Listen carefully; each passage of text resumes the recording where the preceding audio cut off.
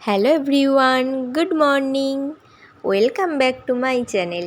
সবাই কেমন আছো? আশা করছি সবাই খুব ভালো আছো, আমিও ভালো আছি। তো এখন বাজে সকাল 8:30 আর আমরা সকাল সকাল স্টেশনে চলে এসেছি, কারণ আজকে আমরা যাচ্ছি দিদিভাইদের বাড়িতে। আমার দিদিভাইয়ের আজকে 9 মান্থ বেবি শাওয়ার, তাই জন্য আমরা সবাই মিলে চলে যাচ্ছি। আমার মাম্মাম যাচ্ছে, আমি যাচ্ছি, ভাই যাচ্ছে, ছোটো মা যাচ্ছে, মা যাচ্ছে, আর যাচ্ছে দিয়া। তোমাদের দাদাও যাবে, তবে একটু পরে। এখন আমরা কজনেই যাচ্ছি, কারণ দিদিভাই আমাদের বলে দিয়েছে যেন আমরা খুব তাড়াতাড়ি ওখানে পৌঁছিয়ে যাই। বসিরহাট থেকে টাকি, মাঝখানে 3টে স্টেশন। আর সকালবেলা এইদিকে ট্রেনটাও বেশ ফাঁকাই থাকে। আগে যখন আমি কলেজ যেতাম বন্ধুদের সাথে, তখন ওই সকালের দিকে আমাদের মর্নিংয়েই কলেজ ছিল, তো এই সকালবেলার এই দিককার ট্রেনেই যেতে হতো। আমার কলেজও টাকিতেই ছিল, তো আজকে এই ট্রেনে উঠেই না সেই কলেজের দিনগুলো মনে পড়ে যাচ্ছে। দেখো ট্রেনটা কেমন ফাঁকা না? সারাদিন এই ট্রেনটা এরকম ফাঁকাই থাকে, সন্ধ্যের পর থেকে এদিকে ট্রেনটায় ভিড় হয়। টাকি নামটা নিশ্চয়ই অনেকেই শুনেছ। আসলে এখানে না অনেক ঘোরার জায়গা আছে। এখানে রাজবাড়ি ঘাট আছে, মিনি সুন্দরবন আছে, ইকো পার্ক আছে, এরকম আরও অনেক ঘোরার জায়গা আছে। আর সব থেকে নজর কাড়ে যে জিনিসটা, সেটা হচ্ছে এখানকার ঐতিহ্যবাহী বিসর্জন। ওই একটা দিনেই এপার বাংলা আর ওপার বাংলা দুটো একসাথে মিশে যায়। ইছামতির নদীতে যে বিসর্জনটা একটা আলাদাই ফিলিংস আনে। এই দেখো গল্প করতে করতে চলে এলাম টাকি স্টেশনে। স্টেশন থেকে নেমেই দেখো কত টোটো দাঁড়িয়ে আছে না? এখান থেকে তোমরা যেখানে যেতে চাও সেই জায়গাটার নাম বলতে হবে। এখানে সামনে বোর্ডও টানানো আছে যে ঘোরার জায়গাগুলো আছে।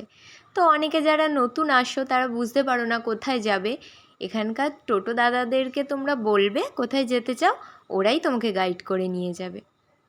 আমরা আজকে যাচ্ছি যেহেতু দিদিভাইদের বাড়ি, আর আমার দিদিভাইদের বাড়ি মিশন পাড়ার ওখানে, তাই আমরা একটা টোটো ঠিক করে উঠে গেলাম টোটোতে।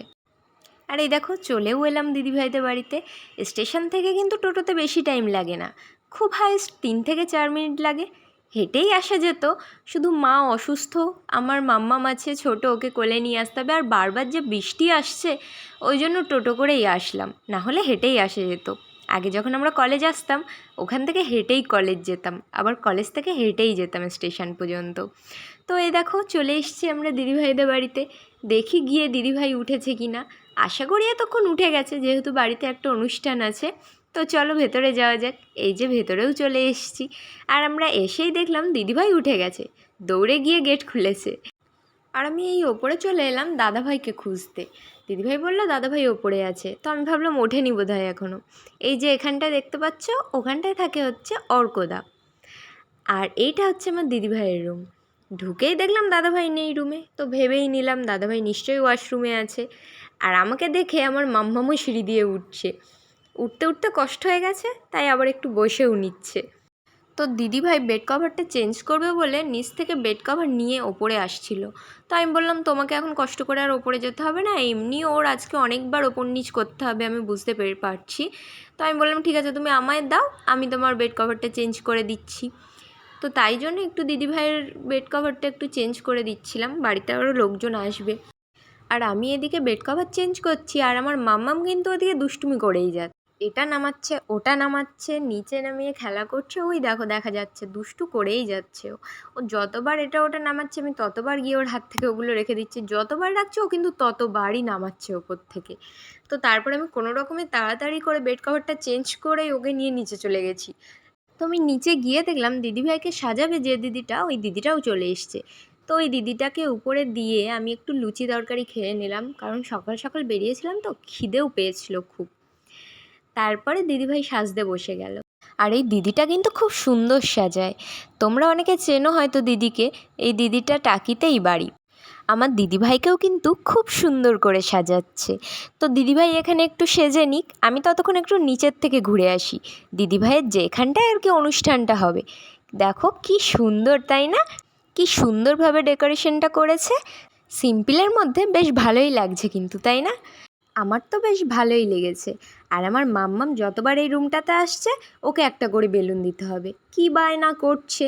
একটা করে বেলুন দেওয়া হচ্ছে ওকে, সেইটা নিয়ে ওদিকে চলে যাচ্ছে। বাট বেলুন তো থাকে না, হাত থেকে উড়ে চলে যাচ্ছে অন্যদিকে, আবার দৌড়ে চলে আসছে বেলুন নেওয়ার জন্য। এই করেছো সারাদিন ধরে। তারপরে ওকে মাঝখানে দুবার একটু খাইয়েও দিয়েছিলাম, সেটার ভিডিও করতে পারিনি, ওকে খাওয়াতে ব্যস্ত ছিলাম। তো এদিকে দিদিভাইয়ের আশীর্বাদ পর্বটাও শুরু হয়ে গেছে, সবটা তো দেখানো সম্ভব না, তাই একটু একটু করে দেখা। আর দেখো এখানে দিদিভাই খেতেও বসে গেছে। তো দিদিভাইকে আজকে কী কী খেতে দেওয়া হয়েছে সেটা একটু তোমাদের বলি। প্রথমেই ছিল ভেজ ডাল, বেগুনি, ইলিশ মাছের মাথা দিয়ে পুঁই শাক, পমফ্রেট মাছের ঝাল, ইলিশের ভাপা, বাগদা চিংড়ির মালাইকারি, চাটনি, পাঁপড়, 3 রকমের মিষ্টি, আর ছিল পায়েস। এই যে বাড়ির 2 ছেলে সকাল থেকে অনেক কাজ করেছে অনুষ্ঠানের জন্য, তাই একটু রেস্ট নিয়ে নিচ্ছে এখানে। আর আমরা দুপুরে খাওয়া দাওয়া শেষ করে এই ঘরটায় বসে একটুখানি গল্প করছিলাম সবাই মিলে। এখন তো পুরোবার দেওয়া হয়ে গেছে, এখন যাই হোক